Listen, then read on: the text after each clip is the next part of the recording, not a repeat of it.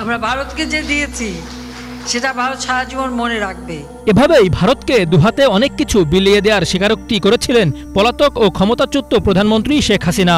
কিন্তু ভারত তাকে ভুলে গেল কিনা সেই প্রশ্ন উঠেছে আজ। 24 জুলাই আগস্ট গণঅভ্যুত্থানের সময় সংগঠিত মানবতাবিরোধী অপরাধের মামলায় শেখ হাসিনার মৃত্যুদণ্ডের রায় দিয়েছেন আন্তর্জাতিক অপরাধ ট্রাইব্যুনাল। এ ঘটনায় এখনও নীরব ভূমিকায় রয়েছেন ভারতের প্রধানমন্ত্রী নরেন্দ্র মোদী, এমনকি প্রতিবাদ জানায়নি দেশটিও। যদিও ঘোষিত মৃত্যুদণ্ড নিয়ে তাৎক্ষণিক প্রতিক্রিয়া জানিয়ে এক বিবৃতিতে দেশটির পররাষ্ট্র মন্ত্রণালয় বলেছে, ভারত বাংলাদেশের আন্তর্জাতিক অপরাধ ট্রাইব্যুনাল কর্তৃক শেখ হাসিনার ঘোষিত রায়টি সম্পর্কে অবগত আছে। নিকটতম প্রতিবেশী হিসেবে ভারত বাংলাদেশের জনগণের সর্বোত্তম স্বার্থের প্রতি প্রতিশ্রুতিবদ্ধ, যার মধ্যে রয়েছে ওই দেশের শান্তি, গণতন্ত্র, অন্তর্ভুক্তি এবং স্থিতিশীলতা। বিবৃতিতে আরও বলা হয়েছে, আমরা সর্বদা সকল অংশীদারের সঙ্গে গঠনমূলকভাবে এই লক্ষ্যে কাজ করব।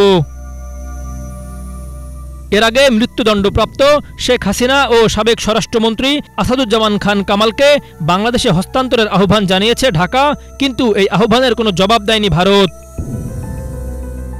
অন্যদিকে ভারতের প্রধানমন্ত্রী নরেন্দ্র মোদী গণমাধ্যম কিংবা সামাজিক মাধ্যমের কোথাও শেখ হাসিনার ইস্যুতে কোনো মন্তব্য করেননি। শুধু সৌদি আরবে সড়ক দুর্ঘটনায় নিহত ভারতীয় নাগরিকদের প্রতি গভীর শোক জ্ঞাপন করেছেন।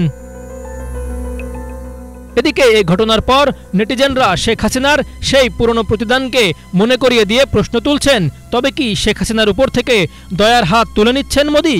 আর যদি এমনটি হয়, তবে প্রতিবেশী আচরণ রক্ষার্থে হয়তো ক্ষমতাচ্যুত ও মৃত্যুদণ্ডাদেশপ্রাপ্ত আওয়ামী লীগের সভানেত্রীকে বাংলাদেশে হস্তান্তর করতে পারে ভারত।